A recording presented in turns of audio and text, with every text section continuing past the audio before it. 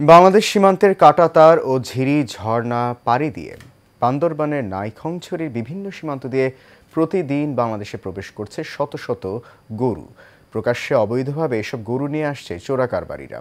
চোরাচালান বন্ধে প্রশাসনের কঠোর হস্তক্ষেপ চান স্থানীয় লোকজন। প্রতিনিধি নুরুল কবিরের রিপোর্ট জানাচ্ছেন শফিকুল ইসলাম।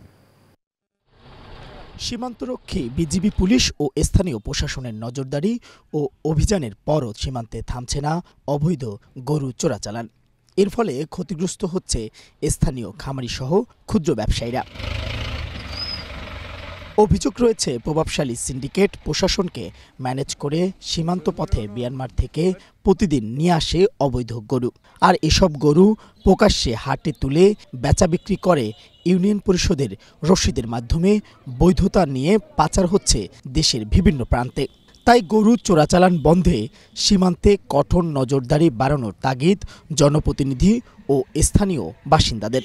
ব্যবসায়ীরা হয়তো প্রশাসনকে ঠিক রেখে মাসিক একটা চাঁদা দিয়ে এরা ঠিক রেখে গরুগুলি নিয়ে যায় আর কি। আমি অনেক সময় দেখেছি বিজিবির সামনে দিয়া হাজার হাজার গরু চলে আসে, কিন্তু কেউ বাধা দিচ্ছে না। এবং অরিজিনাল যারা হাট যারা নিয়েছে তাদের থেকে তারা রসিদ গ্রহণ করে ওই গরুগুলি বৈধ করে তারা সড়ক পথে বিভিন্ন দেশের বিভিন্ন প্রান্তে নিয়ে যাচ্ছে। চোরাচালান বন্ধ করে ন্যায্য মূল্য যখন সরকারকে ট্যাক্স দিতে হবে তখন আর ওরা আনবে না।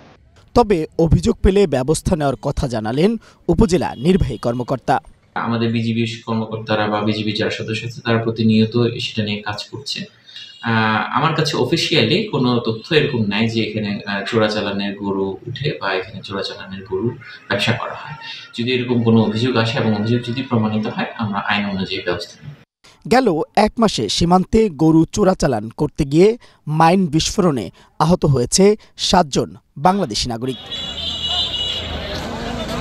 Mohammad Shafiqul Islam, Asian television.